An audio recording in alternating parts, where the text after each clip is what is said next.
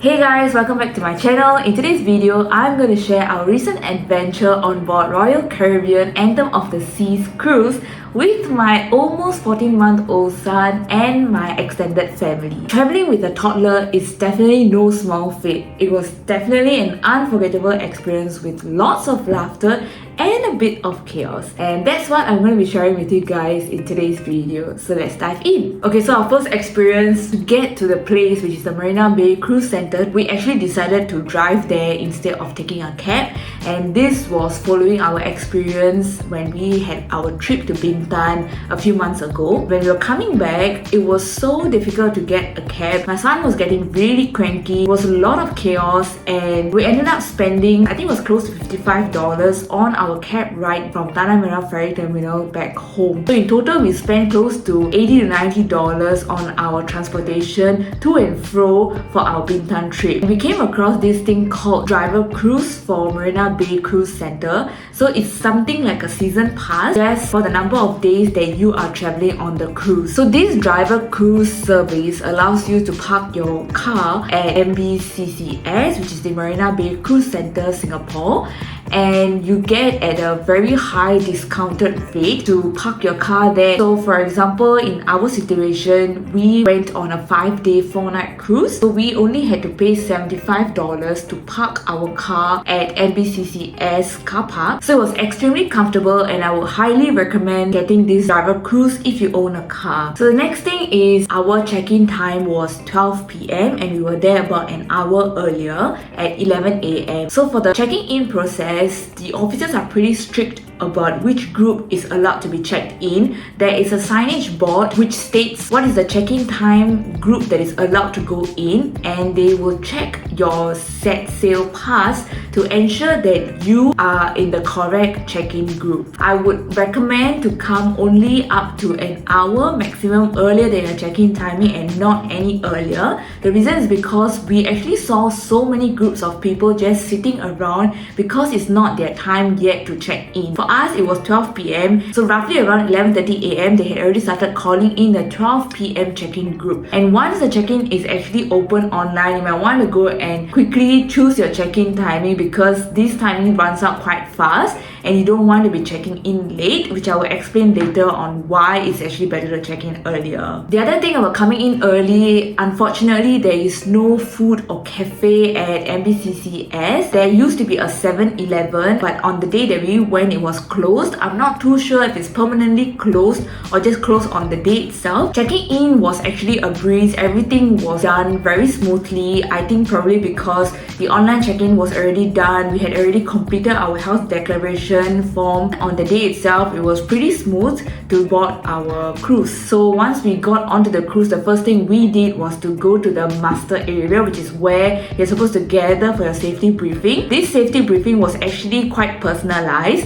so it wasn't like a mass group gathering, then a couple of crew to brief us. It wasn't like that. The crew actually approached us and started telling us how to use the life vest and all that. It only took less than 5 minutes and we were done with the safety brief. So once we were done with that, we are actually free to roam about, and our first stop was Windjammer at deck 14 because it was lunchtime and we were really quite hungry. It wasn't very crowded, which is the reason why I would recommend to check in early, because when we went to Windjammer, it was already around 12ish, and by the time we were done with our lunch, it was close to 1 p.m, 1:30 p.m, and Windjammer got really crowded. People were standing and they couldn't find seats. It was getting really crowded. So if you had checked in at that time, then it's going to be very difficult for you to find a seat and actually enjoy your first meal on the cruise, which is why it's best to check in earlier. So now for food, for my almost 14-month-old was actually not great at all. The kids corner had fried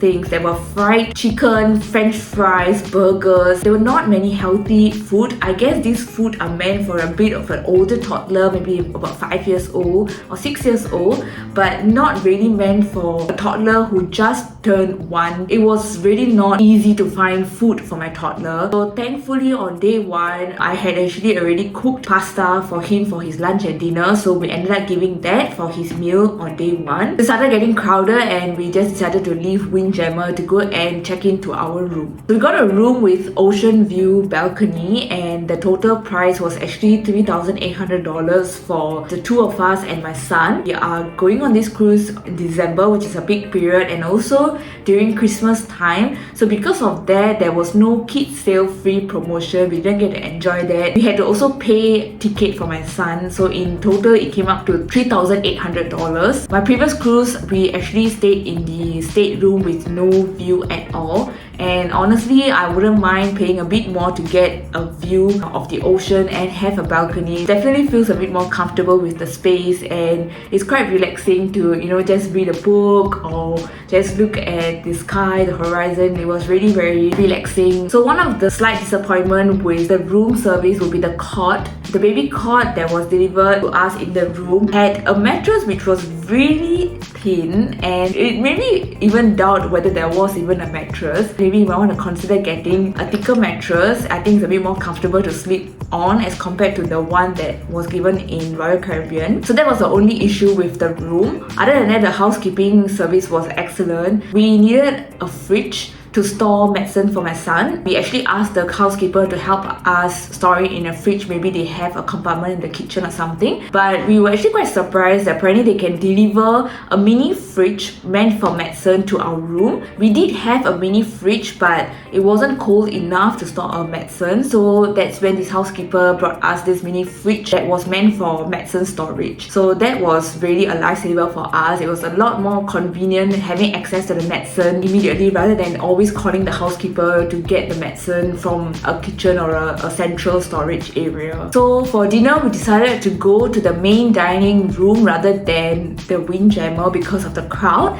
and it was an amazing choice that we did. I think it's a lot better when you have table service where you just choose what you want to eat and you have a waiter to come and serve the meal to you. So all you need to do is just handle your curious toddler and a bit of a chaotic toddler at times. So we decided that for all future meals, we will just come back to the main dining room. We were also told that they serve breakfast and lunch as well, and it's completely free. And in fact, for their breakfast, they have divided the main dining room into 2 sections. One section is for a la carte meals and the other section is for buffet meals. Again, because we prefer just staying at one location rather than having to make a couple of trips down to the food alley and then back with a toddler, it was a lot easier to just choose the a la carte option for the breakfast. The food was great. We were actually really satisfied. We didn't feel that we were missing out much from the food as compared to Windjammer. So we are really completely satisfied, and we will highly recommend that as well if you're planning to go on a cruise with a toddler. But even though the food was great, I think for kids, again, it's not that good. Most of the time we ended up giving bread and fruits to my toddler. For breakfast, they had oats, so that was good. But for lunch and dinner, we were not able to give him a variety of food because most of the food has quite high content of salt, which is not suitable for my son who just turned 1 and is slowly introducing salt into his diet. Even if we asked the waiter to reduce the salt content in the food, the waiter actually said they would not be able to do that because the food had already been made in batches, so they can't ask the chef to prepare separately for the toddler. They do have kids menu, but again, the kids menu had quite a bit of fried food like french fries, chicken fingers and burgers. There was an option for spaghetti, so that was pretty okay, not too bad. And then mainly it was veggie steaks, fruit platter and bread. Could request for unsalted butter, so we just added unsalted butter on the bread. So that's about it. So pretty much the 5 days and 4 nights my toddler was eating the same food every day. So this cruise was supposed to dock both at Penang and Phuket. We had an impromptu decision to alight at Phuket. So for Phuket, there is no a pier for the ship to dock at. So what happened is the ship will just be in the middle of the sea, and then you're supposed to get onto a boat and then the boat will bring you to Phuket. So when you return, likewise the same thing, you get on the boat and then you're transferred to the cruise ship. Getting a food there for a toddler is definitely not an easy thing. We also had to stop by at a convenience store to get bottled water because the tap water in Phuket is definitely not safe at all. So we just did a day trip. We were 4 hours in Phuket. So we actually spent most of our time in a mall because this was an impromptu decision to alight at Phuket. So we didn't bring any cash. We didn't even have Singapore dollars to exchange for Thai baht. So we only had credit card to pay with, and the best bet was to be at malls or even at certain coffee places that are not like the roadside shop. So we did massages, we just tried a bit of food, and then we walked a bit, did a bit of shopping, and then we went back to our cruise in time for dinner. So all the nights we actually had dinner at the main dining room, except one night where we decided to try Jamie's Italian food on board Royal Caribbean cruise. So this was actually suggested by one of the head waiter who served us at the main dining room. He said that he would highly recommend, and he was raving about how amazing the food is, and he said he will be giving us about 20% discount if we dine at the restaurant through him. We thought, okay, why not just treat ourselves a bit since we're already on vacation, and since there's a 20% off, so we decided to go ahead and give it a shot. And it was the best thing that we did. It was amazing. The food was incredible. The service was extraordinary. It's really great. And my son, I think that's the most amount of food he actually ate compared to the entire trip on board the cruise. They prepared pasta for the kids with no salt. He really enjoyed it. For us, there were so many good food on the menu, chef recommendation, what we prefer eating. So the waitress actually said that what she would do is actually bring small portions of the different menu on the table so that we get to actually try the different food items. So that was really nice of her, that we actually got to experience and taste all the different good food served at Jamie's Italian. And this entire cost was actually US $120. So if you convert it to Sing dollars, that's about $160 per person. It's about $80 for a fine dining place. I think that's not too bad. We really loved it. We loved the food. The dessert was amazing. The service was really good. So if you consider and if you want to treat yourself on board the cruise, then this is something that I would recommend. Honestly, I can't really redeem it because we kept saying that we already paid for the cruise. We spent so much of money. We should just enjoy everything that is free. But when we came across Jamie's Italian, then we just decided like, okay, you know, it's just once in a while, why not just treat ourselves for it? So yeah, that's something that I would also recommend if you consider treating yourself. Okay, so overall, traveling with a toddler actually wasn't that stressful. I think mainly because we travel with an extended family, so we managed to tap in on their support, share the load a bit, so both of us get to do what we wanted to do. Like I wanted to do the rock climbing, I managed to do that.